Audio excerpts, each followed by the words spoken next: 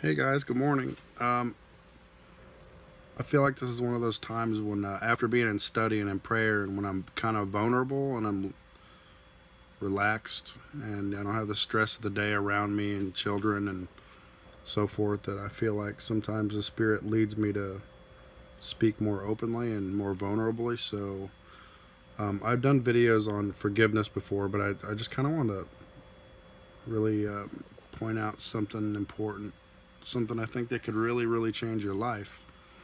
I know everyone watching my videos have been guilty of you've someone's really hurt you bad, and it's just our natural reaction to lash out. And you say, I know, I want to change, I know I should do this, but you're not doing it. You're not being nice to them. And they stole your money, they did you wrong, whatever happened doesn't matter. I've heard people say, man, that guy asked for my money, and I'm not going to give away money to that guy who's going to buy booze with it.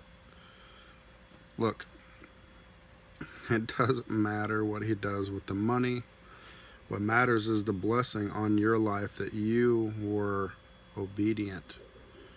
And God put that opportunity. A lot of times, I don't even think it's about him. I think this is me. I think God offers up opportunities. Sometimes could be a test to see if you'll be obedient. And I go back to Abraham in the Old Testament. I mean, if you think about when God, told him to slay his son. I mean, of course he didn't want him to kill his son, but he wanted to know that Abraham, even in such an extreme nature, would be obedient. And I think it was important that God, kind of, I guess, more or less tested him in such a large area, because God knew that he was going to have all these people, all these millions of people that would follow in his name. Abraham was kind of like the father of the Jews. I mean, without that kind of faith that he was real, and that when he said, I want you to find the promised land, had he have not been, I think, God, if God would have given that chore to someone to find the promised land, knowing the opposition, knowing how bad and how long he'd have to fight to get the people there, he wouldn't just hand that to someone that's kind of faithful. So I think that he tested him to see, even at the loss of his son, he just said, I wanted to see if you'd withhold your son from me. And of course he didn't kill his son, and it was a test. But the moral is, as soon as you get to a place where you can put the pride and all that kind of stuff behind, and your reason for why it should be the way it is, and realize that it's not about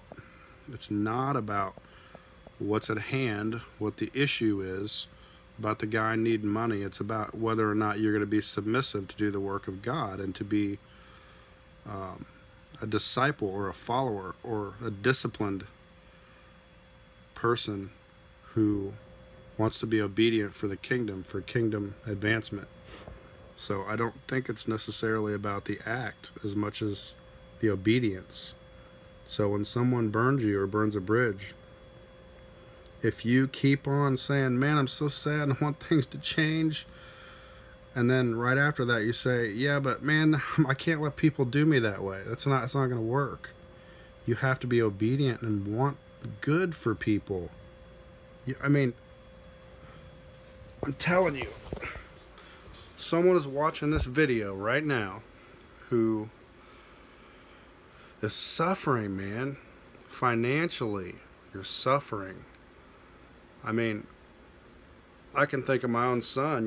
He's 19, has to be an adult now, has to, keep a job, has to keep his grades up, pay taxes, kids get in the dating scene and things like that. And it's so overwhelming. You're trying to do all these things on your own, but you're not really focused. I'm not talking about him. I was just an example, but you're not focused on the point. The point is, if you want that peace, look to the person that offers it. Look to God. He offers that peace you're looking for, and he says to love people. He doesn't say love the people that didn't do you that wrong. He says love everyone, love all people. And instead of complaining and laying in your bed at night mad at someone, try this. And I'm going to leave you with this in the video. Try this. If you can, God says if you can forgive, then he can forgive you. If you could think of the one person, really, if you could just try, if one person out there tries this one thing, it could change your life. If you could find that person, the thought of them, or you're like, oh, they did this. If it's embarrassment or pride, you don't want to look like you're submissive, you don't want to look like, you know, you're giving in. What if one time, just one time, you did that? You gave in no matter what, and you went into that circumstance like, it doesn't matter to me. I'm going to give in, I'm going to be submissive, I'm going to apologize, even if you didn't make, even if you're not the one that, if they burned you. There is an unbelievable peace. I'm telling you guys, there's a peace in knowing you did the right thing. It doesn't matter the premise of what they did to you. That is completely irrelevant. Try it. The peace that comes with that in your heart, man, your closure, you can sleep at night and you're like, man, I did that. You know, guys, you're married, women, your spouse let you down and they say something horrible, and I mean, I've heard couples say that the other person said, you're married, they didn't love them. I don't love you. Come on. Come on. Step out of yourself. And men, be vulnerable. Don't be afraid to be weak.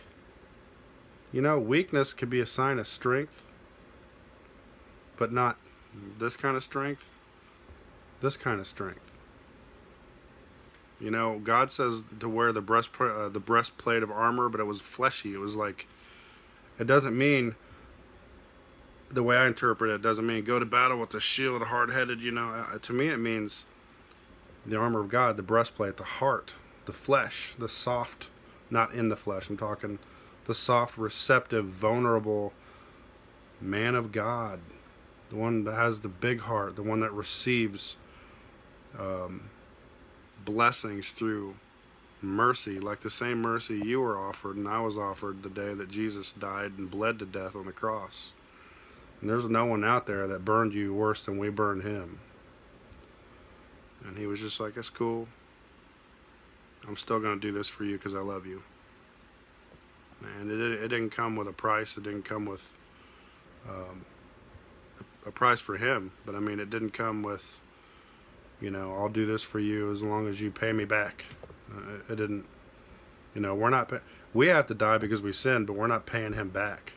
That's something we received through, you know, the whole Adam and Eve thing. But that's not a price that he set. That's something we did. He just says, I love you, and that's it. And it had nothing to do with pride. He hung there and he bled to death because he loves you. And the reason I talk so much about this is because the reality of the truth of that day hit me, and it hits me every day when I think about it. And I'm just so grateful, and I'm submissive, and I'm not afraid to look, I guess if you want to call it weak. I don't care. I love you guys. I never know who's watching this because it's, you know, I post it later, but if I could look through time ahead of time and see you watching me on the video, I would tell you, men, women, kids, whoever, that I do love you. And I pray that you guys are all blessed, and I hope this helps you. God bless you. I love you. God loves you.